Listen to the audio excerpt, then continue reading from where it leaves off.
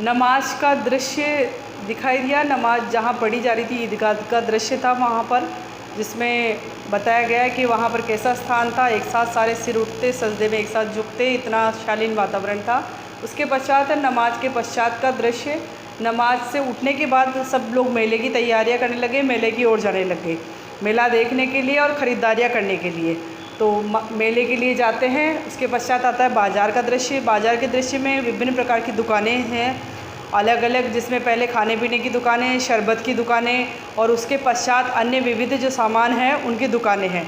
तो जो बच्चे थे, बच्चों का समूह था, जो हामिद के साथ उसके बच्चों की टोली थी, वो अलग अलग दुकानों पे जाती है। सबसे पहले खाने पीने की दुकानों पे जाती है, सब खा रहे पी रहे हैं। सिर्फ हामिद अपने 3 पैसे को लेकर खड़ा है और वो सोचता हुआ जा रहा है कि मैं खाऊंगा पीऊंगा तो जाके ये तो मेरे नुकसान ही करेगा और मैं इसको नहीं खाना पीना चाहता। वो आगे बढ़ जाता है उस चीज़ को देखते हुए।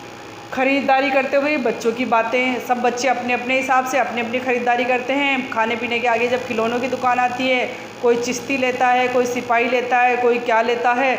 सब बच्चे अपने अपने लिए खिलौने ख़रीद रहे हैं क्योंकि उनकी जेबों में सबके पैसे थे और अपने अपने अनुसार वो खिलौने ख़रीद रहे हैं। परंतु हामिद यहाँ पर भी अपने मन को महसूस कर चुप रह जाता है कि इन खिलौनों का मैं क्या करूँगा, खिलौने तो ये टूट जाएंगे, हो सकता है रास्ते में पहुँचते पहुँचते, घर तक पहुँचते पहुँचते टूट जाए, तो ऐसे खिलौनों का मैं क्या करूँगा। उसके पश्चात हामिद की आती है बारी, हामिद की ख़रीदारी व समझदारी। जो सबसे अंत में जो पंक्ति थी वो लोहे के सामानों की, तो लोहे की दुकानों की थी, लोहे का बाज़ार था। वह शरबत की दुकानों को छोड़ गया, खाने पीने की दुकानों को छोड़ गया, खिलौनों की दुकानों को छोड़ गया और आगे पहुंचता है तो वहाँ लोहे के सामान थे। बड़ा ही असमंजस की स्थिति में था वह। तब तक उसने ख़रीदारी कुछ नहीं की थी, उसकी जेब में 3 पैसे पड़े थे और वह वहाँ खड़ा होकर ये सोचने लगा। उसको दिखाई दिया एक चिमटा, तो उसको याद आया जब उसकी दादी जब रोटी सेकती थी तवे से जब वो उतारती थी तो उसकी अंगुलियाँ जल जाती थी दादी की। तो उसको बड़ा ही याद आया कि मैं अपनी दादी के लिए चिमटा ख़रीद लेता हूँ। तो वहाँ दुकान पे जाता है। वो दुकान पे जब उसका भाव पूछता है तो वो कहता है 6 पैसे का है, तो कि नहीं, वो वापस मोल भाव करता है। परंतु उसको लगता है कि उसकी जेब में तो 3 पैसे ही हैं, वो कहाँ देंगे। वो कहते हैं कि भाई मेरे पास 3 पैसे हैं, और ऐसा सोचकर वो आगे बढ़ने लगता है। दुकानदार उसको बुलाकर वापस 3 पैसे का चिमटा दे देता है। तो वो बड़ा खुश होता है और उसको कंधे पर बंदूक के जैसे रखकर आगे आता है, अपने मित्रों के साथ में वापस आता है। तो मित्रों द्वारा जैसे ही मित्र उसको देखते हैं कि न तो खाया पिया कुछ भी और न उसने कुछ किया, न खिलौने लिए, और उसने लिया भी क्या, चिमटा, तो मित्र उसका मजाक बनाने लग जाते हैं। और वह उनको देख रहा था कि सब खा रहे पी रहे हैं, काम तो मुझसे करवाते हैं, परंतु मुझे खाने पीने के लिए कोई भी नहीं कह रहा है। तो उसका मजाक बनाते कि तुमने क्या लिया है, लोहे का चिमटा और ऐसा और वैसा, उसको बहुत सारी बातें सुनाते हैं। परंतु फिर भी वह उससे टस से मस नहीं होता और वापस उनको जवाब देते हुए वो ये कहता है कि तुम्हारे खिलौने हैं वो सब टूट जाएंगे, सिपाही धरा रह जाएगा, बिस्ती टूट जाएगा, और भी जो खिलौने हैं वो रास्ते में टूट जाएंगे क्योंकि वो मिट्टी के हैं, परंतु मेरा जो ये है चिमटा, ये अंत तक मेरा साथ देगा। और इसी बात को कहते हुए हामिद क्या करता है, हामिद अपने चिमटे को स्वयं रुस्तम हिंद की उपाधि देता है कि ये मेरा जो चिमटा है वो रुस्तम हिंद के समान है। तो जिस तरह से रुस्तम हिंद बड़ी शान से अकड़ता हुआ चलता है, उसी तरह से ये मेरा चिमटा चलता है। और इस तरह से वो बातें करता हुआ जाता है और उन मित्रों को उसके मन में, मतलब उनके मन में ये भावना पैदा कर देता है कि उन सबके खिलौनों से बेहतर उसका चिमटा है, जो किसी सूरत में टूटने वाला नहीं है, गिर जाए तो भी नहीं टूटे क्योंकि उनके खिलौने गिर जाएंगे तो टूट जाएगा। इस तरह से वो सोचता हुआ तो आगे जब रास्ते में जाता है तो उसका मित्र महमूद है, इस बहाने उसको केले भी खिलाता है।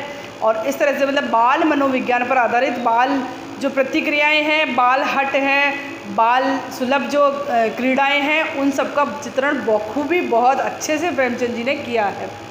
फिर सभी बच्चों के खिलौने घर पहुंचने से पहले ही टूट जाते हैं। जैसे जैसे वो घर पहुंचते हैं नमाज पढ़कर और मेले में से ख़रीदारी करके, बच्चे जैसे ही घर पहुंचने लगते हैं तो बिश्ती को जैसे दौड़ के आती है, उसकी बहन आती है नूरे की, तो बहन आकर जैसे उससे गले मिलने लगती है और उसका बिस्ती धड़ाम से नीचे गिर जाता है। इसी तरह से सिपाही का भी हाल ख़राब हो जाता है। तो लगभग घर पहुंचने से पहले ही सब बच्चों के जो खिलौने थे वो रास्ते में ही टूट जाते हैं और सब एक दूसरे को डांटने लग जाते हैं, चीखने चिल्लाने लग जाते हैं, बच्चों का ऐसा मनोभाव हो जाता है। परंतु तो अंत तक जो रहता है कायम वो रहता है हामिद का चिमटा, क्योंकि उसका कुछ नहीं बिगड़ता है, वो गिरने के बाद भी नहीं टूट सकता था।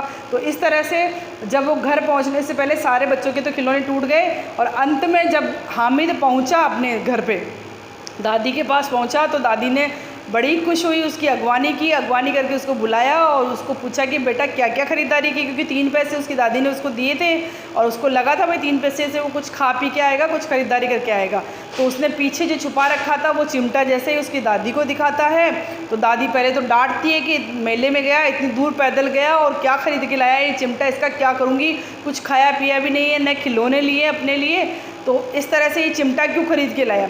पर जैसे ही वो बोलता है कि दादी मैंने आपको देखा है जब तवे से आप रोटी उतारती हो तो आपकी अंगुलियां जल जाती है, तो इस कारण मैं ये चिमटा लेकर आया हूँ। तो दादी पहले उसको देखती रहती है और आंखों से अश्रुधारा बहती रहती है कि एक छोटे से बच्चे को इस चीज़ का मतलब इसके मन में क्या क्या भाव आए होंगे, जब खाने की दुकानें आई होगी, जब खिलौने की दुकानें, इसने किस तरह से अपने मन को रोका होगा। ये सारे भाव, ये सारी बातें सोचती हुई दादी बहुत तेज़, उसके आँखों में आंसू आ जाती है, उसको चुपचाप उसको गोद में उठा लेती है वो और रोने लग जाती है, उसके गले लगा लेती है और रोने लग जाती है। मतलब इस तरह से बाल मनोविज्ञान पर आधारित ईदगाह जो कहानी है बहुत अच्छी कहानी है प्रेमचंद जी की, जिसमें हामिद मतलब एक छोटे से बच्चे को अपने मन को किस तरह से वश में कर वह अपनी दादी के लिए जो अति आवश्यक चीज़ थी वह लेकर आता है।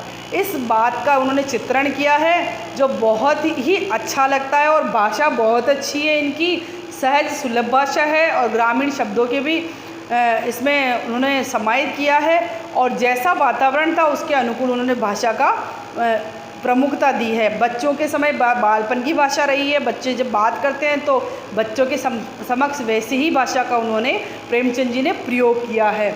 तो इस तरह से ये ईदगाह का जो पाठ है ये आज समाप्त होता है और सभी विद्यार्थियों को मैं ये निर्देश दे रही हूँ कि आपकी पाठ्य पुस्तक में पाठ 12 है, मुंशी प्रेमचंद उनका पाठ है ईदगाह, इस सबको आप पढ़ें। ये सार रूप में मैंने आपको बता दिया है, परंतु पढ़ना आपको पूरा पाठ है, तो पाठ पढ़ें, उसके बाद उसके शब्दार्थ आपको करने हैं कक्षा में।